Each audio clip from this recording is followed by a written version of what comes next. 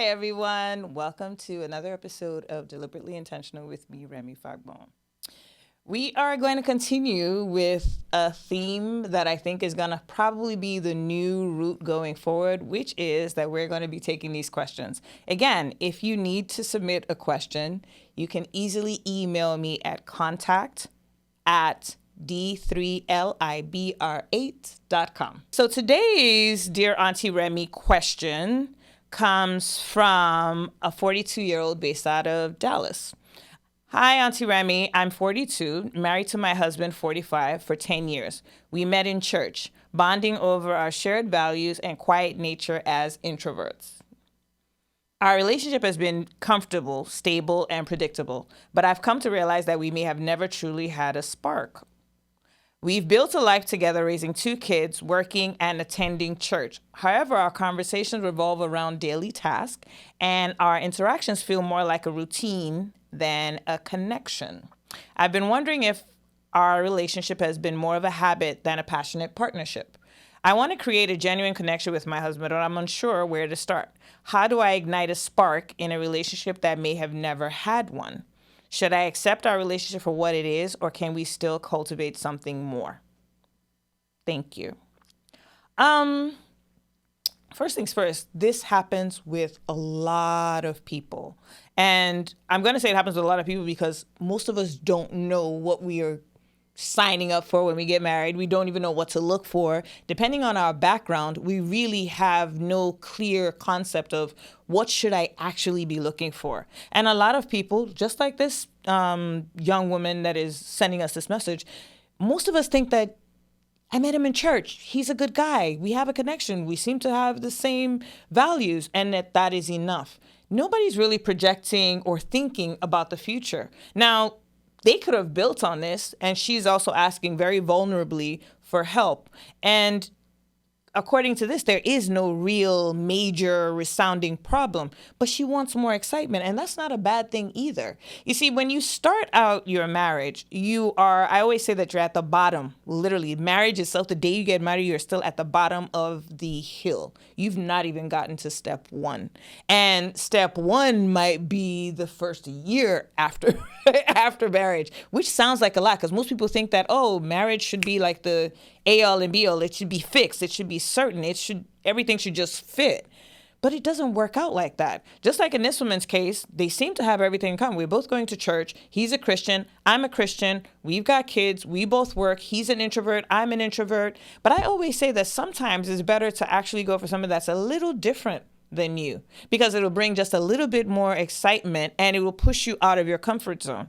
I always say that marriage is actually it's another part of your education. It's not the end. People think that you stop learning when you're in school, but no, your marriage is meant to also inspire you. That person is meant to also push you to do so many other things. I feel like in my marriage, for example, we push each other. I push my husband pushes me, and then both of us together push Charles pushes us back. So it's like it's constantly new, because as each of us goes out and we learn new things, we bring it back into the home and we're like, we discuss it and we dissect it and we take what we want to take from it, we discard the rest. But it's never boring because we're constantly pushing each other and we're constantly introducing new things. Now, for this person, the advice that I would give, honestly, is that you both need to figure out what are the other things you like to do. You talk about wanting more excitement, but what kind of excitement are you looking for? Do you want to explore art museums? Do you want to explore travel? Do you want to go dancing? It's going to be different from each and every one of us. But at the end of the day, one of the problems that I think a lot of people have right now is social media. Social media makes it seem like everybody's life is better than yours. But honestly, think about it. Everything you look at should be based on your life. If you want your life to be more interesting, what exactly do you want to put into it to make it more interesting? Now, in my case, if I said my life is interesting enough as it is, but if I were to say I wanted to add something, I would think of something I've never done. That seems appropriate for someone my age. But I've kind of always do all these things already, so it doesn't really work for me. But this person that is telling me, I don't think she mentions art, she mentions the kids. And from what I know of people, we tend to just focus really exclusively on our kids, and we don't do much else, because again, whether you like it or not, children can take up all the oxygen in the room, which is why I always say that you should be sure before you get married, before you start to have kids. You can get married and give yourself some time and then use that to explore and to get to know each other. And then once you get to know each other, look what are your limits? What are the things you would like to do? What are the things you've thought about doing? What's your background like? What do you think you want for the future? All of these conversations are important to healthy marriage, healthy, thriving marriages, because again, it's super important. There are marriages that are just there and they're just existing and they're not necessarily happy. And then there are marriages that are thriving and they're growing and they're beautiful. They do exist. So if you take anything away from today, to the person that wrote this message or to send this email in, what I would say to you is that you should try to figure out what it is that you want to do. Try to figure out what's interesting to your husband. Bring those two things together and start to explore new terrains. Try to set dates for yourselves. Don't just do your chores alone. Find moments that the two of you can, it might just be a walk. It might be a cup of coffee. It might be a game, a card game. It could be anything. And if you've got money and you have it like that, then hey, take a trip and actually go and get to know each other. Don't feel like you have to be stuck in the mundane. Of course, since you have children together, it's not I don't automatically say check out, because right now it doesn't sound like there's anything really wrong with your relationship. It just needs to be a little brighter. You know what I mean? So make it brighter by asking the right questions. If he doesn't know either and you don't know either, then write a list. What do couples do for my age group? You can find anything out on the internet. We can use the same social media and internet for more positive things should we decide to. But like it or not, you don't have to let the relationship go and just leave it there. You're really young at 42, believe it or not. You still got another 30, 40 years. Is this what you want for the next 30, 40 years without doing anything? The thing with introverts is that introverts will not normally make changes unless somebody pushes them to. Since you reached out, that onus is on you. So if you take anything away from this entire Dear Aunty Remi series, it's that you are a catalyst yourself. It doesn't have to be somebody else's choice or somebody else has to do it. What's wrong with you making the change? What's wrong with you setting a new course for you guys? Why must it be check out? I know everybody now just seems like, oh, it's not working, leave it. But I also believe that you've already built something already. You got 2 kids. You both have amazing jobs, it sounds like. You have a good, solid background. You're Christians. And again, also pray about it too. But outside of that, you can incorporate a couple of things that would just make it that much brighter. Don't give up on it. And if you need help, of course, I'm here to help you. So our next question, because I'm going to try and keep them all in line, is, Dear Aunty Remi, my husband and I have been married for 10 years. We have 2 kids. Everybody's got 2 kids. Our romantic getaways are now family vacations. How can we reignite our spark and prioritize our relationship amidst parenting responsibilities? This is a very good question because a lot of people struggle with this. So, dear reader, here's what I would say.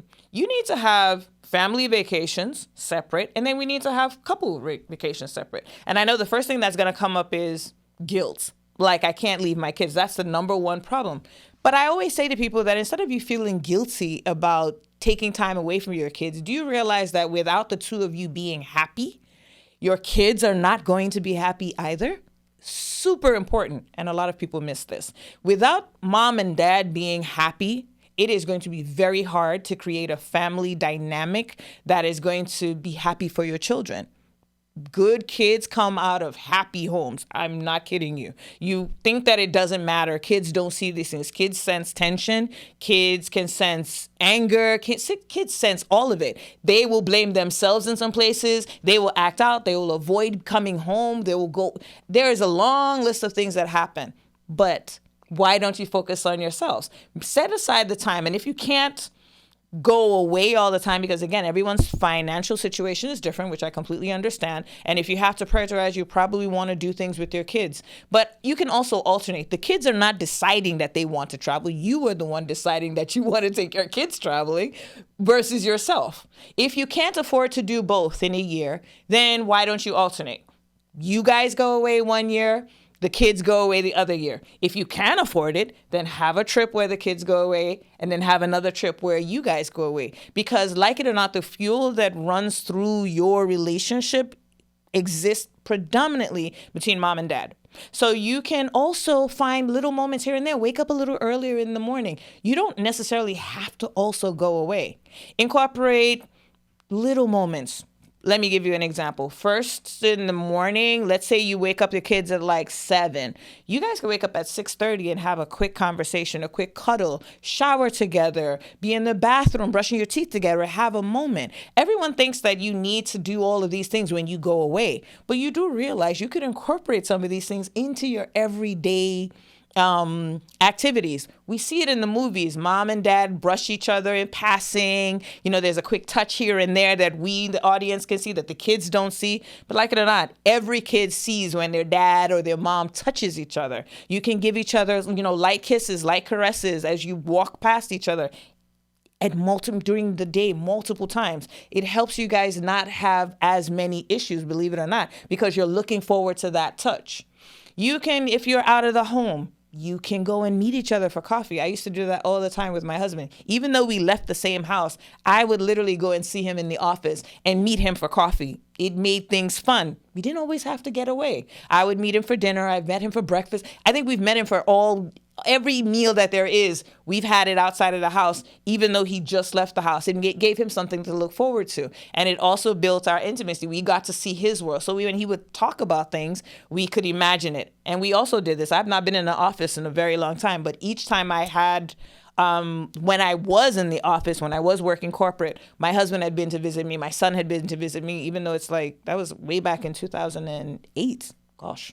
But my point is that that's something we've done throughout our lives. And because we've constantly done it, it's kept the passion alive. We are never far from each other. We're never not a part of each other's world. So there were many years we didn't go on vacation, but we stayed connected. See? So if you're taking anything away from this, how can you reignite the passion? It's in the little things. You don't necessarily have to go away to have passion. You can have it little by little throughout the day, just weaving it all the way through. You can have dessert and have a coffee or a tea on the balcony. You can do little text messages to each other during the day. Of course, everyone does it. We send each other news clippings and this is what I saw. You're forwarding this. You're just incorporating each other. The first person I call when anything happens is my husband.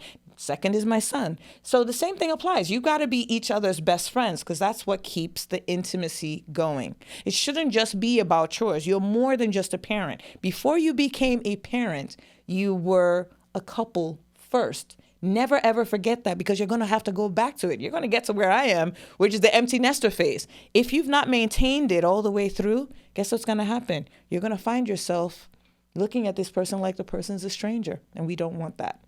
Thank you guys for sending in your questions. We really appreciate it. I'm looking forward to reading more from you guys. And if you have any questions, don't hesitate to email me at the email that you'll see at the end of this episode. Thanks, everyone. See you again soon.